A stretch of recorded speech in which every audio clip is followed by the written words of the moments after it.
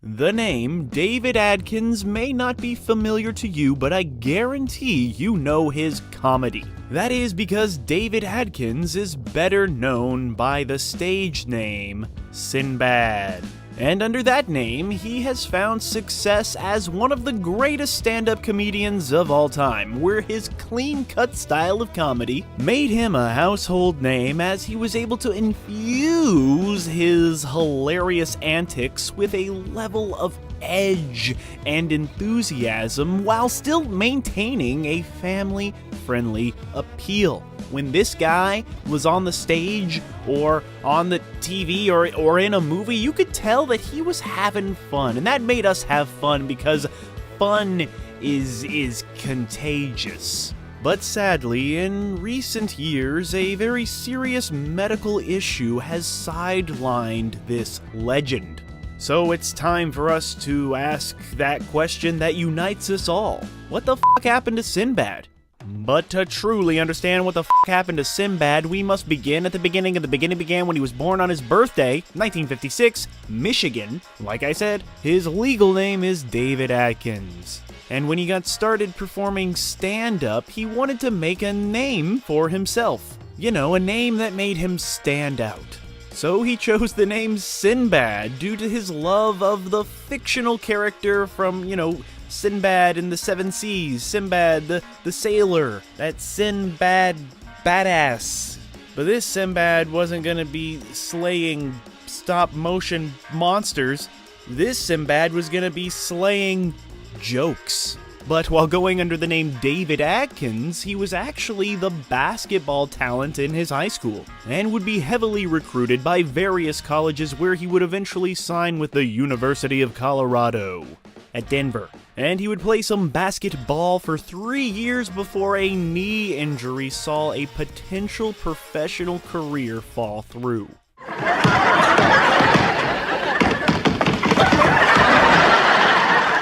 But yeah, that knee injury, it was a devastating blow to David Adkins, and he would end up dropping out of college and enrolling in the United States Air Force. While stationed in Wichita, Kansas, Sinbad began going downtown to perform at local comedy clubs. Thankfully, he found this path in life as Sinbad recalls that he was almost dishonorably discharged from the Air Force for various reasons, including going AWOL several times after failing to make the Air Force basketball team.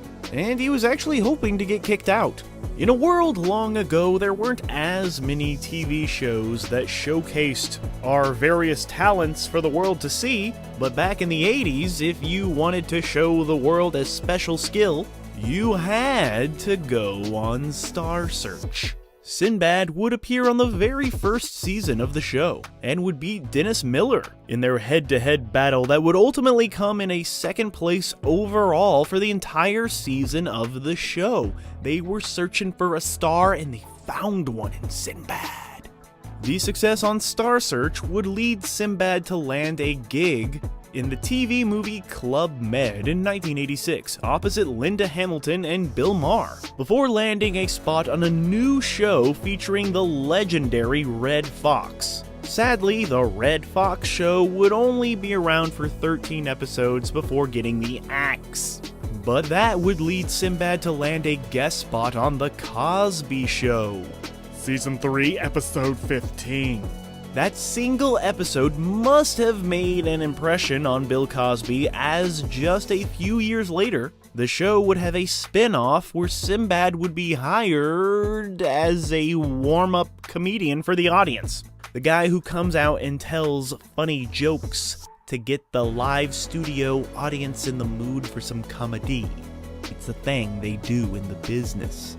It would be Bill Cosby who would speak to producers saying that this man should be on TV, and thus Sinbad would land his biggest role as a series regular on the long-running show A Different World, where he would play the lovable coach for 4 seasons. And then Cosby showed up and I was like, oh, I got to show off. And so he saw me and said, you ought to be on TV, and he put me on his show 4 weeks later. Wow. And then I got a chance to get on A Different World. With Sinbad's star on the rise, he would appear in the mockumentary That's Adequate in 1989, which according to reviews was far from adequate. This was before landing his first HBO comedy special, Sinbad, Brain Damaged, in 1991, where he would bring his clean-cut yet hilarious comedy to the world stage on the home box office, the HBO, before those f***ers changed it to Max. Sinbad has said his approach to comedy is that he doesn't need to use motherfucking foul language to get a motherfucking response from a motherfucking audience, as long as you're motherfucking funny. So yeah, as long as you're funny, the audience will respond.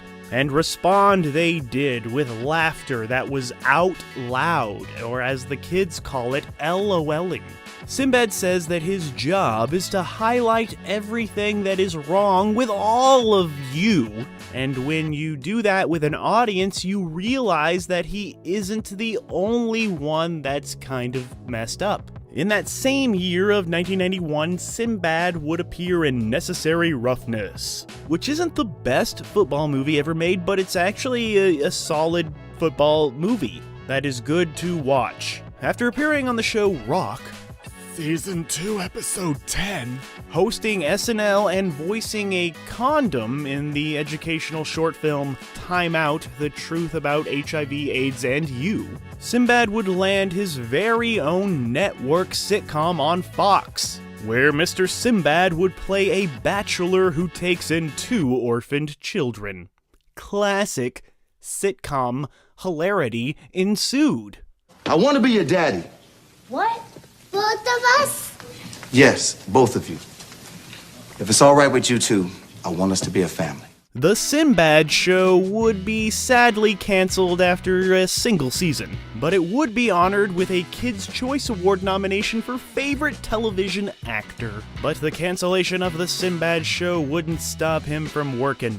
He would get right back on the stage for his next special called Sinbad, Afros and Bell Bottoms, where he said more funny things. And of course, if you grew up in the 90s, like me, we all remember seeing Sinbad star in the classic genie movie, Shazam. But the only problem is that movie never actually existed. But that did not stop the internet from swearing that they had seen this movie where Sinbad plays a bumbling genie. And I have to admit, I kind of have some memories of it too. There are many famous instances of the Mandela effect, the phrase stemming from the thought that prior to his actual death in 2013, many people believed that Nelson Mandela had actually died while in prison in the 1980s, like they had that false memory. There's also the Bernstein Bears, and this frickin' genie movie. Many Sinbad fans swore that they had seen this movie when they were young, and many would actually get kind of annoyed and triggered when you explained to them that they're simply thinking of the movie Shazam starring Shaquille O'Neal. Your wish is my command. Or that maybe they're remembering the time that Sinbad did host a movie marathon dressed up as Sinbad the Sailor, which kinda looks like a genie. Or the time he dressed up as a foreign person as Ishbu's dad in Nickelodeon's All That. So maybe it's just like a mixture of all those things, that movie marathon, the All That skit, just his name, Sinbad. Maybe all those little things got kind of mixed up in our collective minds, and we all had this false movie in our heads that we all remember watching, but didn't actually watch. Or maybe something got effed up with the space-time continuum or something. Or there is a parallel universe out there where people are like, hey, let's read the Bernstein Bears and watch that Sinbad genie movie while we mourn Nelson Mandela in the 80s. Who knows? Or, for some reason, a lot of us thought Shaquille O'Neal was Sinbad. Because, I don't know, racism? I don't know. But yeah, if I ever find a genie lamp, I'm gonna rub it and use all 3 of my wishes to figure this genie Sinbad mystery out. Also, the movie First Kid came out in the same year as Shazam, and so maybe a lot of us 90s kids did a double feature and it got mixed up. The world may never know. I am Shazam! Of course, all of this hilarious confusion led Sinbad and the fine folks at College Humor to share newly unearthed VHS footage that they found behind an old Blockbuster video, which featured lost scenes from this so-called genie movie with Sinbad, titled Shazam. This funny video would go viral on April 1st, April Fool's Day 2017. Making all of us 90s kids wish that this movie actually was real. But it's not, and we need to fucking grow up and move on and realize that wishes don't come true. Or just appreciate the magic that Sinbad was able to give us without being a genie. I am Shazam! Okay, back to this universe. After landing roles in films like Coneheads in 1993 and The Meteor Man in 1993 and the TV movie called Aliens for Breakfast, which has the funniest IMDb listing I've ever read. I'm gonna read it now. Kids get cereal for breakfast. Breakfast has alien toy. Toy is alive. Adventure occurs. Happy ending. The end. Sinbad would get the chance for a bigger role on the big screen opposite the late great Phil Hartman in the 1995 movie House Guest, that critics called perplexingly unfunny. The film House Guest would be made with a modest $10 million budget and ultimately have a decent return on investment with over $26 million pulled in at the box office. 1996 would be Sinbad's biggest year in terms of sheer output. This dude was everywhere, sailing the 7 seas. Not only would he release his NAACP Image Award-nominated stand-up special Sinbad, Son of a Preacher Man, but he would appear in 3 theatrically released films and 1 Emmy-nominated TV movie called The Cherokee Kid, a Western comedy.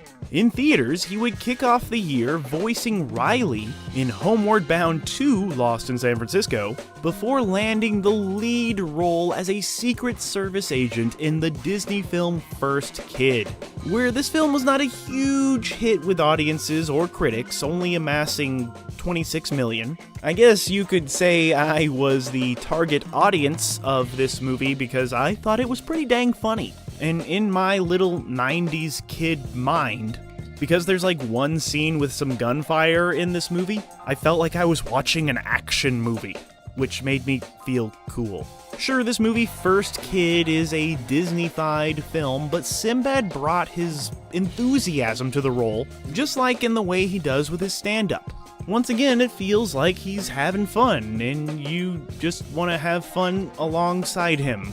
They should do a sequel to First Kid and address all of the political issues of today. Of course, no matter how much I enjoyed First Kid, nothing can top Sinbad's next film. A film that many of us watch every single year when Christmas time comes around. That's right, I'm talking about the hit holiday classic Jingle All the Way, where Sinbad is absolutely hilarious as the bad guy, the arch nemesis to Arnold Schwarzenegger's character. Honestly, I can't think of a better actor who could have played this role. Not many people can go up against Arnold, our hero. And yes, of course, we're supposed to root against Sinbad's character, but because of Sinbad's performance, he plays the role once again with such enthusiasm and sympathy that we want to see him succeed in his quest and get his kid that Turbo Man doll, even if he's going to prison for a long time. But it's no wonder why he won the Blockbuster Entertainment Award for Favorite Supporting Actor in a Family Film for this movie, Jingle All the Way. What you gonna do now, kid?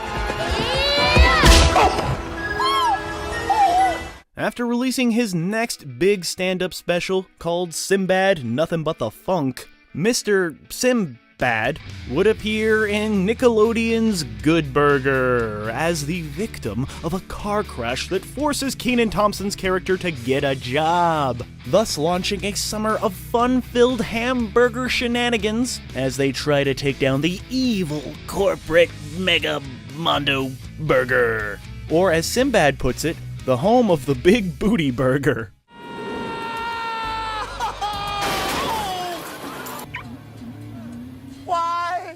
And then he would get his own syndicated late-night talk show. Sadly, Sinbad's attempt at the late-night game was short-lived, as the series would be cancelled before it could even make a year on the air.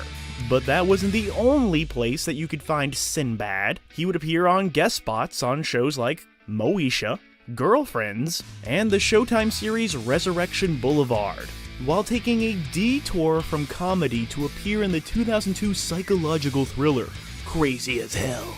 After taking a short hiatus from public life, he would do a direct-to-video film called Stompin', but for me, it was his hilarious appearance on Season 4, Episode 9 of It's Always Sunny in Philadelphia that reminded many of us just how much we genuinely loved Sinbad. In this episode, he plays a patient in a mental facility opposite Matchbox 20 singer Rob Thomas, who are having a hell of a time messing with Dennis. It just reminded us that the fact that whenever we see Sinbad in anything, the one thing that he can always be trusted to bring to all of his roles is a sense of genuine fun. And movies and TV shows and entertainment, it's like, sometimes it's supposed to be fun. You know what? My name is Sinbad. This is Sinbad's house. When you're in Sinbad's house, you my bitch. In 2009, Sinbad ran into a bit of trouble with the state of California. Mainly the fact that he owed them $2.5 million in unpaid personal income tax. Later that year, Sinbad would be forced to file for Chapter 7 bankruptcy. And shortly after, he would have to sell his 2.5-acre home in order to settle all of his tax debts.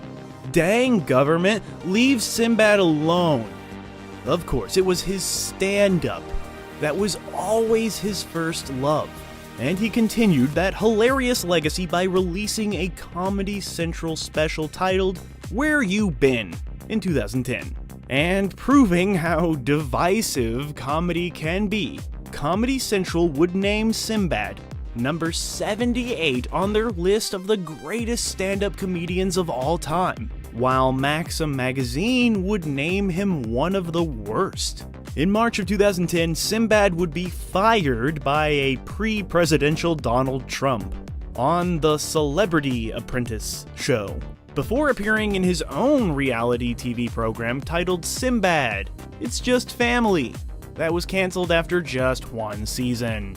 Most of the 2010s were spent doing hilarious guest roles on shows such as Are We There Yet?, The Eric Andre Show, and Comedy Bang Bang, while also lending his voice to such projects as American Dad, Steven Universe, The Lion Guard, and the 2013 movie Planes. In 2018, Sinbad would return to being a series regular on a short-lived Fox sitcom called Rel. Sadly, in October of 2020, Sinbad suffered a stroke that nearly took his life. The stroke was caused by a blood clot that traveled from his heart to his brain. He was rushed to the hospital where doctors were able to remove the clot from his brain. The surgery was successful and all seemed okay until he developed another blood clot the very next day, which again was removed. But sadly, things did not exactly get better. His brain began to swell, which forced doctors to perform surgery where they discovered a bleed that forced the doctors to place Sinbad into a medically induced coma and on a ventilator. Weeks had passed before Sinbad would simply open his eyes. But when he did, he realized that he had lost mobility on his left side. Slowly, he would be taken off the ventilator, but Sinbad would remain in the hospital for nearly 9 months. his family would take to his Instagram page and share the story of this man who fought for his life, while showing photos of this iconic comedian relearning to walk. They had called his fight and determination nothing short of remarkable, while also sharing that Sinbad has one purpose. In his own words, he said, "I am not done. I will not stop fighting until I can walk across the stage again." And while fighting this horrific medical experience, Sinbad would even show up as himself in an episode of the brilliant Emmy-winning series Atlanta. Get a smooth-looking brother at the helm. So while we wait for this icon of the comedy microphone to recuperate, we can look back at his body of work that may have gone overlooked in its time and appreciate the dedication that David Atkins, aka Sinbad, put into his craft. We can also appreciate the genius of his storytelling on the stage and the joy that he brought to us over the years. I know I'm not alone when I say I look forward to seeing him back on the stage, mic in hand, where he will once again bring his uplifting comedic stylings to a world that so desperately needs it. Yeah, it's times like this that we really do wish that Sinbad was a genie. So despite a rocky road over the past few years, it seems that we should all give a fuck about what the fuck happened to Sinbad, because he's a true fighter, like Sinbad, who will rise again. And I, for one, cannot wait to see how this master takes those experiences that he's had over the past few years and spins them into comedy gold.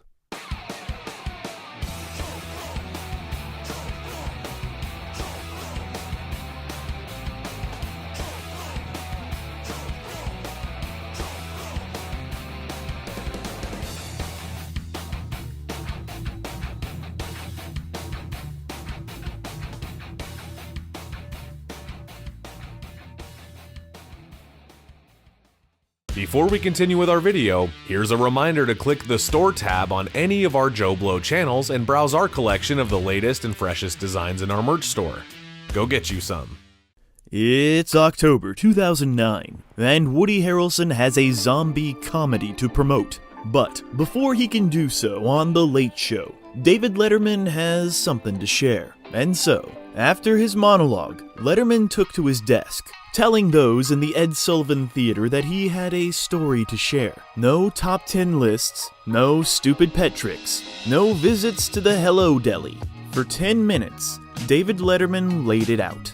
One morning, he woke up to find an envelope in the back seat of his car, and in it was proof that he was having affairs with members of his female staff. This was as raw and stripped as David Letterman has ever allowed himself to be, and it wasn't Jay Leno or Les Moonves or any of his foes who caused it. It was David Letterman himself. But did this destroy his career?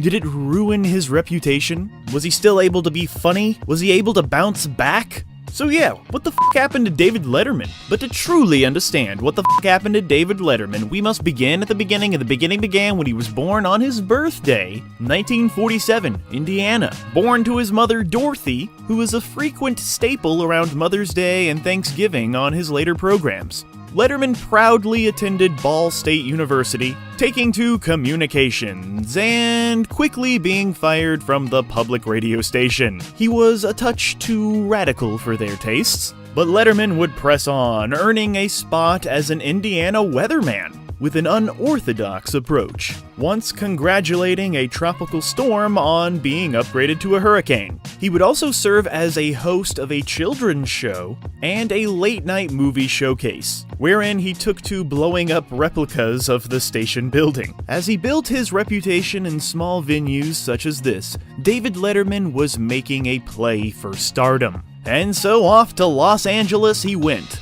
At that time, the Indiana entertainment industry wasn't exactly booming. Mr. Letterman started doing stand-up comedy at the famed Comedy Store. spitting out lots of funny jokes and making lots of folks laugh. Out loud, LOL. And he actually got a chance to audition to play Ted Stryker in Airplane, but he horribly failed at that audition and did not get the part, which he admitted was for the better. He would also appear in Mork and Mindy, but that kind of stuff, it just wouldn't suffice. Fortunately, he soon made his first appearance on The Tonight Show in 1978 with the legendary host, Johnny Carson, who absolutely loved David Letterman's sense of humor. He took to his irreverent wit immediately. Letterman would go on to appear and serve as guest host dozens of times throughout the 1980s for Mr. Carson. And it was Johnny Carson's home station, NBC, that snagged Dave,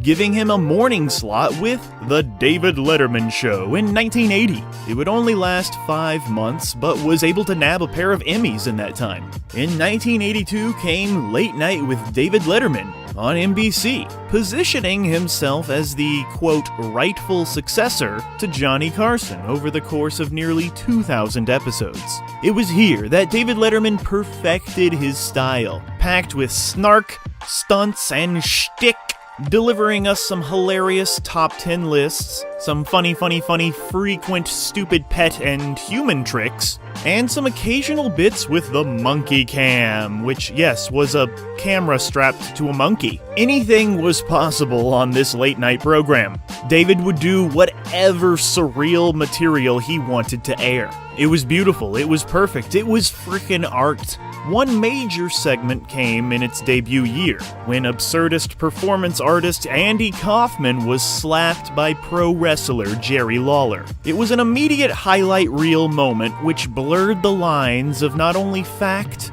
and fiction, but the limits of television. There was an undeniable artistry to all of this. It was, late night performance art. It was frickin' punk rock. It was not your father's late night show, even though it did respect the formula. It was like Johnny Carson, but for, the stoners, the rebels, the outcasts. David Letterman didn't follow the rules. He made up his own and then would break those too. And most likely, because of all of that, he was passed over when it came to finding a new host for The Tonight Show. In 1992, after much turmoil behind the scenes, and with Johnny Carson retiring, The Tonight Show was given to Jay Leno, despite Johnny Carson naming David Letterman, quote, the rightful successor.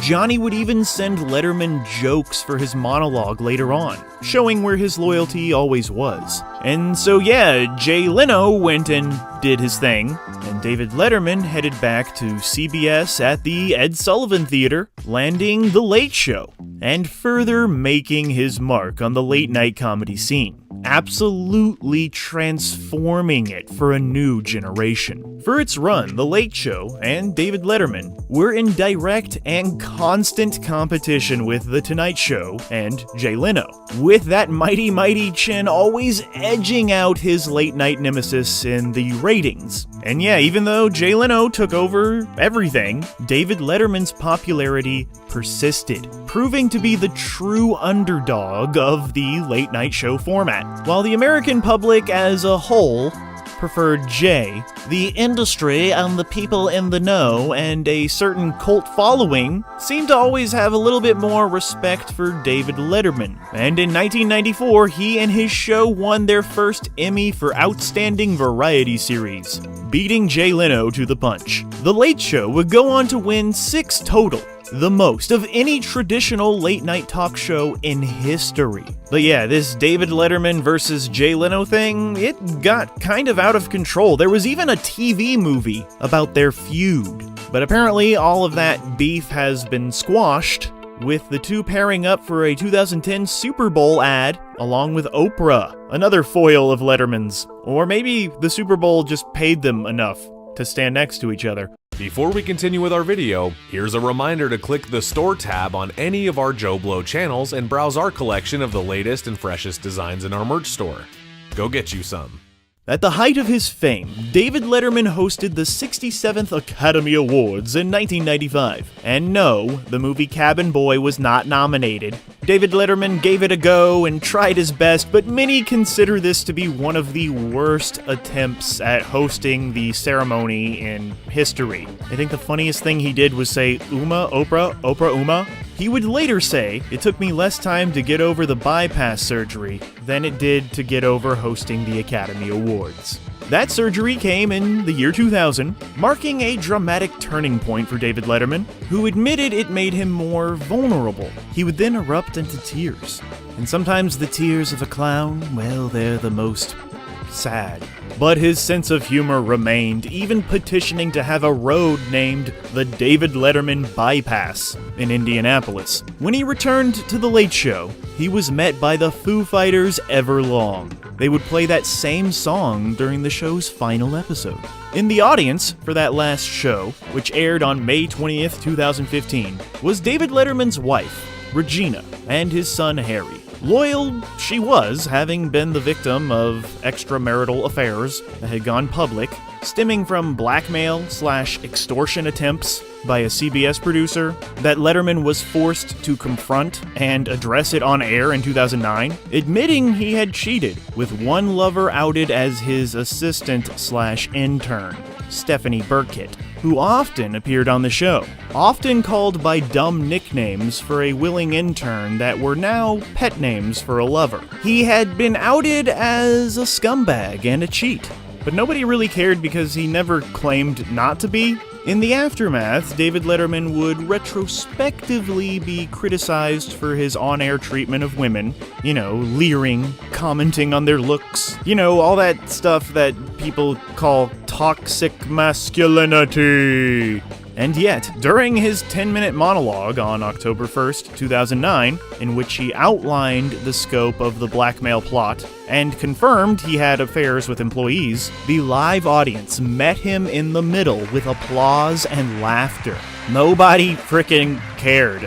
Or at least David Letterman's fans didn't care. It was as if it was no surprise. It was kind of like people saw his honesty as refreshing in a way. It was a weird time. It was a weird time indeed, because this intern scandal, it had just been the latest controversy surrounding Letterman, who had numerous run-ins with stalkers, one even committing suicide in 1998. And there was an attempted kidnapping plot in 2005, trying to get David and his son Harry, who was only 2 at the time.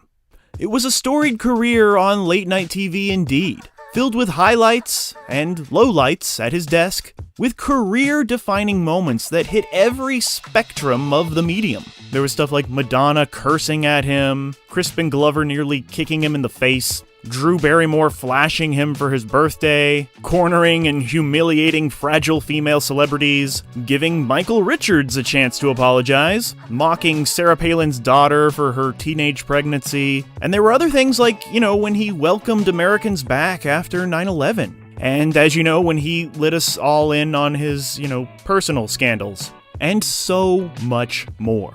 But after 6,000 hilarious episodes, The Late Show was done. But David Letterman was not. His fans knew he wouldn't really retire and spend the rest of his days as a mountain man in a Montana cabin. But when photos emerged of David Letterman with his new Grizzly Adams look, giant ZZ Top beard poking out of his face, we all have to admit that our first thoughts were like, oh yeah, I guess he did become a crazy mountain man. Okay, good for him. But in reality, I guess he just really likes having a beard.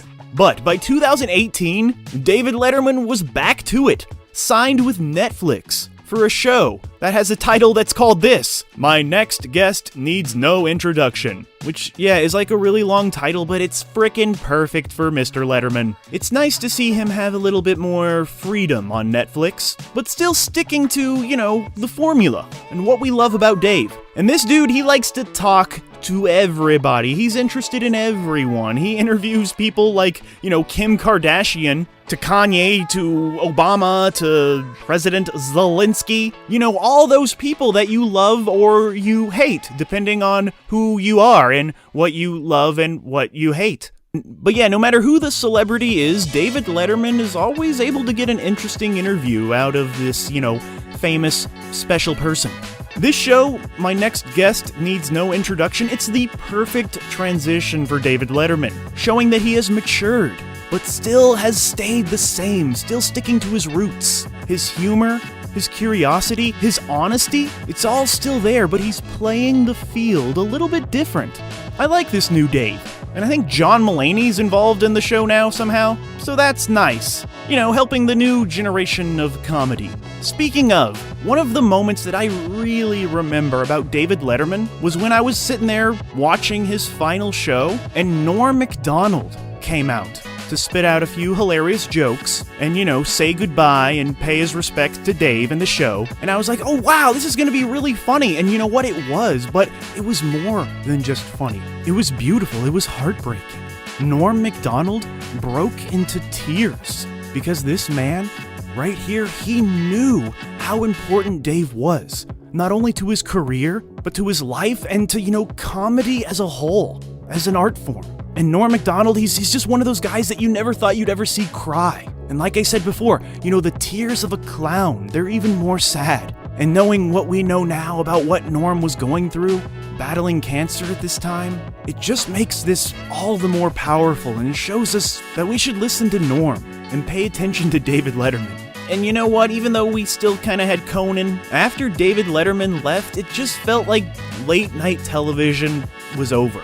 Just consider the following names: Fallon, Kimmel, Corden, Myers, Colbert, his successor. None of them have done what David Letterman did. The spirit, the soul of late night comedy, it's just not there anymore. These guys have resorted to playing games with the celebrities. All they care about are the tweets and the YouTube clips. Late night has literally become celebrity game shows. And yeah, I know a lot of people like it, but it's just not the same, and I want things to stay the same. But yeah, late night television, it's just so safe now. Everyone's so obsessed with getting that viral moment, and it's basically just become, you know, political propaganda. Yes, we get it. You want us to vote this way. Thank you. Now, just tell us a fucking joke now, please. It just seems like all these new comedians in suits, they've lost their edge. They're afraid to flip the bird to the network or call out the big guy, challenge the man in charge. I miss the rebellious spirit of late night television. When you were watching it, you almost felt like you were doing something naughty, you know? You're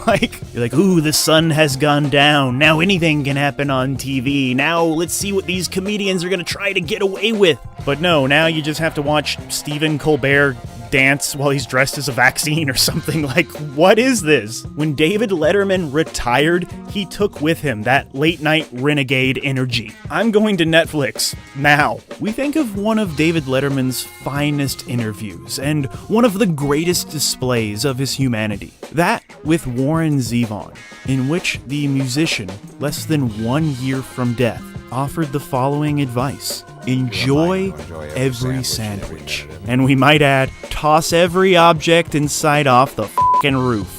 How fitting as a literal and metaphorical embodiment of everything David Letterman was at his peak. And who knows, maybe he's got another peak left in him. So nobody should give a fuck about what the fuck happened to David Letterman, because he's doing just fine.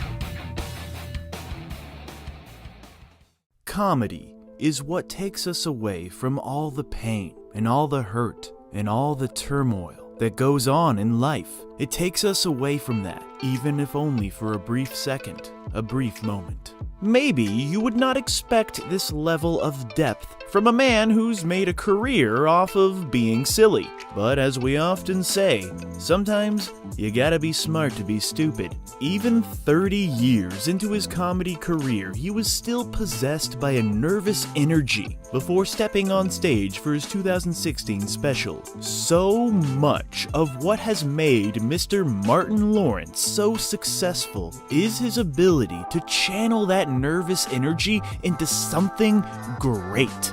And more importantly, something funny.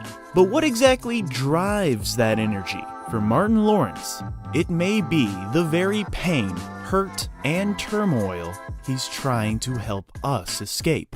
Despite his success, Martin's life has been marked by many challenges, from a difficult childhood to high-profile controversies. Yet, it's precisely this journey that has fueled his creativity and informed his unique perspective and allowed him to tell some really funny jokes and make some really funny movies, and make some movies that weren't as funny also. So let us try to understand what makes this man tick and what makes this man make movies. And is he still making good movies? So yeah, what the f*** happened to Martin Lawrence? But to truly understand what the f*** happened to Martin Lawrence, we must begin at the beginning, and the beginning began when he was born on his birthday, 1965, Germany. That's right, Martin Lawrence was born in Germany to a military family. Like all stand-ups, he bombed his very first time and was very discouraged. But luckily for us, he didn't give up and he returned to the stage, where he began to form his signature,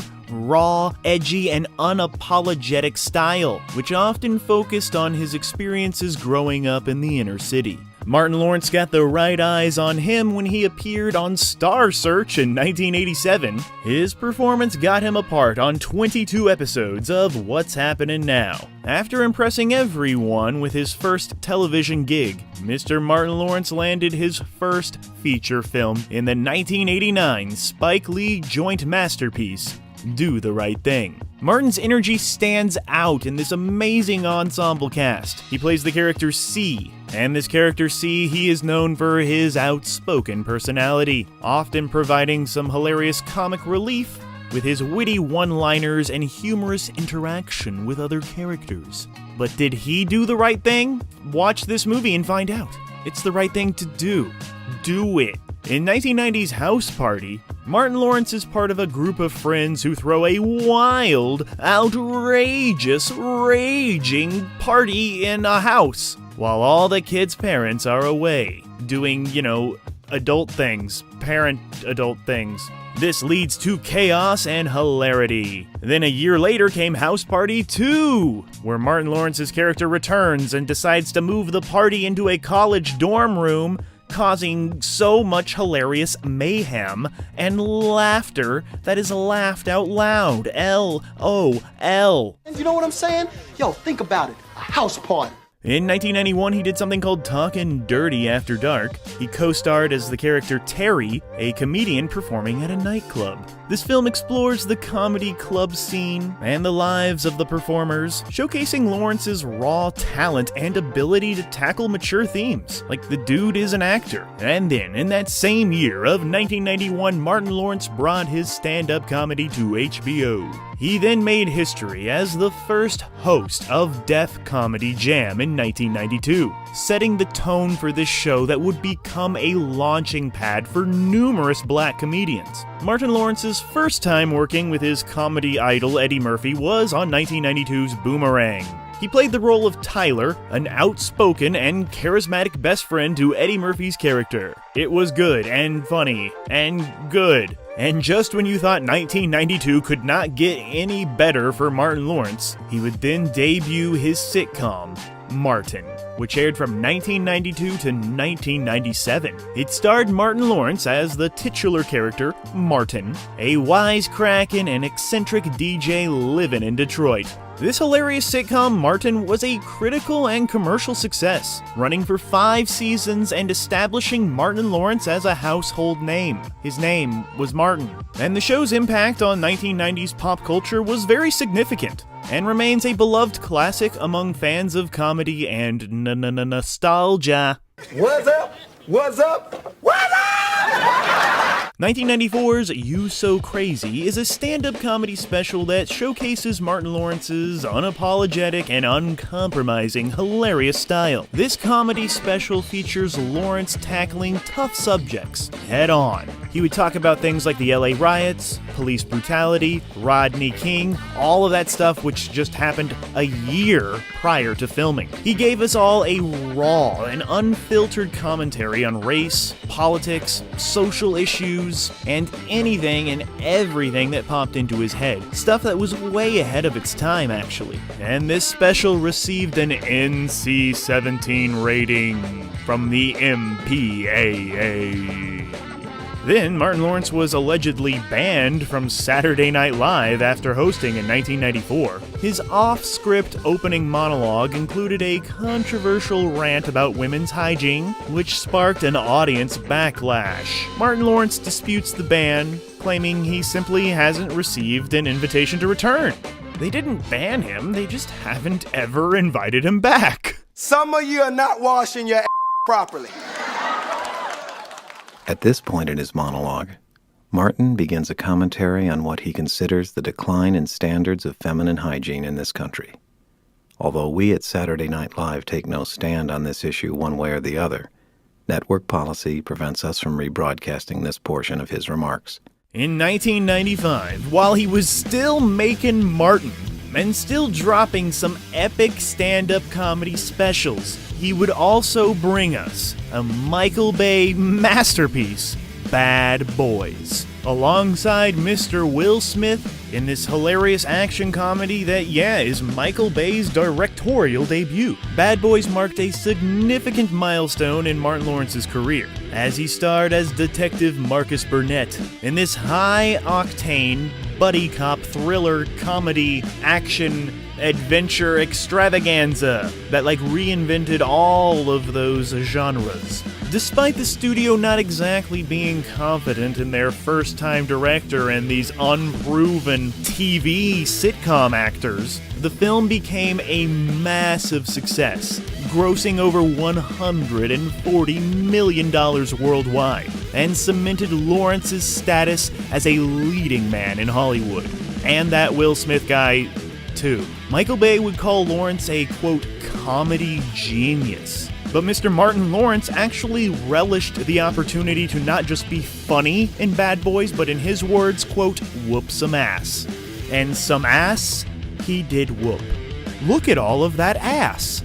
It's getting whooped. Martin Lawrence, fresh from his success in stand-up, sitcoms, and movies, was on the top of the world with his unique blend of humor and charisma, making him a beloved figure in American entertainment. But as this man reached the highest of highs, his personal life began to unravel, and a series of legal troubles and controversies threatened to bring it all crashing down. Somebody's in a lot of pain, and you're just going. Don't know how to help. It ain't gonna always be like that, Yeah. That's the hardest thing. I think when somebody you love and you have to see them that way.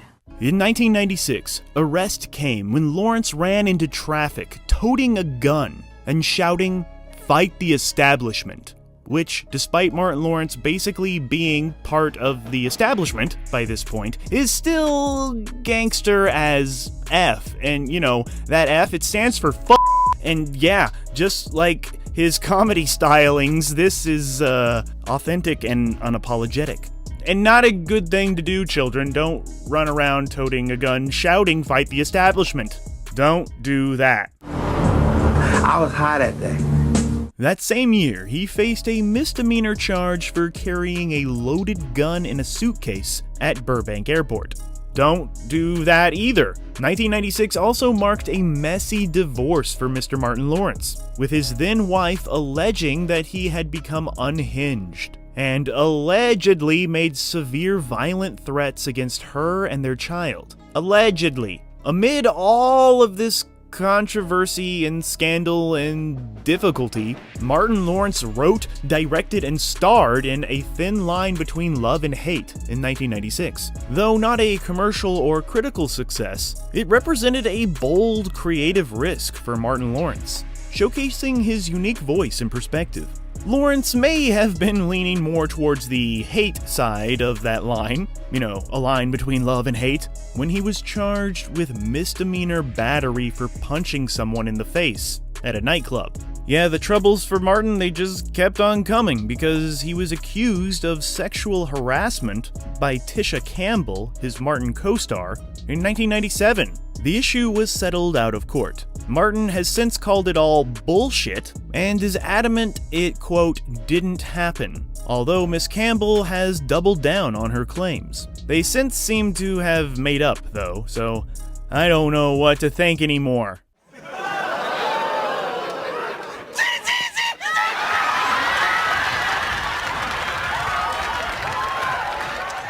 Despite his difficulty in the late 90s from a legal perspective, Martin Lawrence's star continued to rise both creatively and commercially. He reportedly went from being grossly underpaid, $100,000 a year for Martin, to $6 million for 1997's Nothing to Lose, which further established his brand as a premier buddy action comedy guy. And then, in 1999, Lawrence spent 3 days in a coma after collapsing from heat exhaustion while jogging in 100 degrees Fahrenheit. He was trying to lose weight for an upcoming movie role and was wearing heavy clothing and a plastic suit while jogging. He awoke with a new appreciation for life. You know, life itself, not the 1999 movie Life, where he was back with his good old buddy Eddie Murphy. And I think the movie that Martin Lawrence was trying to lose weight for was the 1999 comedy Blue Streak,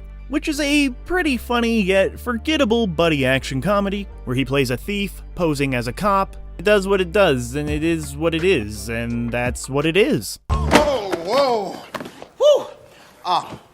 Pizza delivery for robbery, homicide. He definitely was not trying to lose weight for the movie Big Mama's House, where he plays the role of an FBI agent who goes undercover as a plus-size grandma who's, beautiful and stunning in every single way. This Big Mama's House movie resonated with audiences, grossing $174 million on a $30 million budget. At this time, Martin Lawrence was really popular, really successful. Everybody wanted this funny man in his movie. Yeah, Martin Lawrence, he was probably the most famous Lawrence at that time, even topping out Mr. of Arabia. Then came the year 2001, and with that year came the movie Black Knight. Lawrence plays a theme park employee who's transported back to medieval England, where he literally becomes a Black Knight because he's an African American individual in medieval England. I haven't seen this movie, but I'm sure funny things happen from that scenario, right? By this time, you're watching the movie or you're not watching the movie because of Martin Lawrence. If you like him and his brand of humor, you'll like this kind of stuff. And while he was making all these movies, he was still working on his stand-up comedy, bringing us the comedy special Martin Lawrence Live, Run Tell Dat. Another comedy special that was ahead of its time. Lawrence was in a reflective mood for the show and leaned into his recent experiences to primarily promote religion, forgiveness, and equality. But the ratio of laughs to social commentary is by many accounts unfavorable. Then came 2003's National Security, which features Martin Lawrence's signature energy and physical comedy. Yeah, my dog. That's what I'm talking about, man. Before we continue with our video, here's a reminder to click the Store tab on any of our JoBlo channels and browse our collection of the latest and freshest designs in our merch store. Go get you some. Then Lawrence reprised his role as Detective Marcus Burnett in 2003's Bad Boys 2. That movie from Hot Fuzz. Film portrayals of drug trips are a dime bag a dozen, but rarely are they performed with the excellence of Martin Lawrence, after he accidentally takes a lot of Molly. Oh yeah, and he's really funny, and there's lots of crazy action, and, wonderful chemistry with Mr. Will Smith. It's just a bonkers action movie that, is kind of perfect in what it's trying to be. Martin Lawrence was ranked as number 34 on Comedy Central's 100 Greatest Stand-Ups of All Time in 2004, though maybe he would rank higher today. Then he did a movie called Rebound, which is basically a more tamer, more family-friendly version of Bad News Bears. But if you're a fan of that formula, or of Martin Lawrence genuinely showcasing character growth, then there's something for you here. Rebound. he would crawl back into that brave and stunning plus-size fat suit for Big Mama's House 2 in 2006. This one is a little bit more family-friendly than the first one, hoping to appeal to a wider audience. Lawrence went from leaning family-friendly to full-on embracing it with the animated feature Open Season, opposite Ashton Kutcher. It actually wasn't a huge departure for Martin Lawrence, it's still a buddy comedy, but this one's, just for kids. And the buddies are a grizzly bear and a deer. Then he joined the ensemble cast of Wild Hogs. It's a comedy that rode on star power of its seasoned leads, and is actually kind of better than it should be, and made an impressive $250 million at the box office. In 2008, there was something called Welcome Home Roscoe Jenkins. Lawrence plays a talk show host who returns to his hometown. His performance is arguably the lone bright spot in this film that relies too much on slapstick comedy. Slapping those sticks everywhere. Also in 2008, he did a G-rated Disney feature called College Road Trip, opposite That's So Raven. And yeah, this movie's kind of a dud, but it does mark a point in the transition of Lawrence into a more fatherly, protective figure on screen. So that's nice. But yeah, at around this time, it just felt like it had been way too many years since we had a legit, good, funny Martin movie. His comeback, for what it was, came with 2010's Death at a Funeral, followed by his next offering, Big Mamas, Like Father Like Son in 2011, that did not resonate with audiences as much as the first two did in the series of this beloved Big Mama franchise. FX invested one season into Partners in 2014, a legal sitcom featuring Martin and Kelsey Grammer, but it was criticized for its production values and sloppy writing. Another consistent criticism was that Lawrence was underutilized, deferring to Grammer's character too much and too often, not enough Martin. So Martin figured it was time to bring us another stand-up comedy special, and in 2016 he brought us Doin' Time, Uncut. This funny show showcases his return to the stage after a national sold-out tour. Doin' Time Uncut features Lawrence's signature humor, impressions, and insights. He makes you think and he makes you laugh. Then, maybe hoping to earn some art house indie cred, Martin Lawrence worked with Harmony Korine in 2019's The Beach Bum, which unfortunately was more style than substance. Then, in 2020, he brought us the most successful movie of that year, I think? Bad Boys for Life, which they unfortunately wasted that title on the third Bad Boys movie. This new Bad Boys movie, Bad Boys 4, should have been called Bad Boys for Life, and this Bad Boys 3, which is Bad Boys for Life, should have been called Bad Boys 3 or Bad Boys Ride or Die. But yeah, Bad Boys for Life 3 was the first in the series not to be directed by Michael Bay. And it was very well received, actually, earning $426.5 million on a $90 million budget. This movie's success is kind of hard to judge, though, because it came out, when they shut the whole f***ing world down. So if y'all remember, theaters weren't exactly open during this year. So who really knows how Bad Boys 3 would have done in a normal year, but I don't think we're ever gonna have a normal year again! Martin Lawrence was deeply committed to his role in the 2022 crime thriller Mind Cage, gaining significant weight, brave and stunning Big Mama style, and he underwent additional acting training for this rare departure from a comedic role. This soon followed with him receiving his star on the Hollywood Walk of Fame, which was long overdue. Congratulations, Martin. And then, out of nowhere came Bad Boys Ride or Die, which should have been called Bad Boys for Life, but f*** it. This fourth installment in the beloved franchise is actually, making money at the box office. It's doing really well. It's showing us that people want some more Martin Lawrence, and they want some more Bad Boys, and they actually don't really give a f*** about the slap. or that enough time has gone by and, we're ready to be bad again, ready to laugh again, ready to ride or die with Martin and Will and some director who's not Michael Bay. And that's just fine. That's right, Bad Boys Ride or Die is really showing us that Martin, he still got it. And there are a lot of rumors out there that Martin has been struggling with his health lately, but he has recently come out and said that everything is A-okay. And since he's a celebrity, that means he's telling the truth. I remember he would come by and just sell out the main room, and you would just sit there and watch him murder. I mean murder. Like I wish people I'd seen that. Falling out of chairs. I mean screaming in agony because they're laughing so hard. And it was, this was 1994. Martin Lawrence was the king, dude. I'm telling you. With his continued dedication to his work, Martin Lawrence endures, and he ensures that we'll always have a reason to smile, and a reason to laugh, and a reason to think, but mostly laugh, even in the toughest of times. His legacy is secure. And hey, look at this, here is a relevant Martin Lawrence quote. I think I'll read it right now. This quote, it says, "Keep riding this life till the wheels fall off."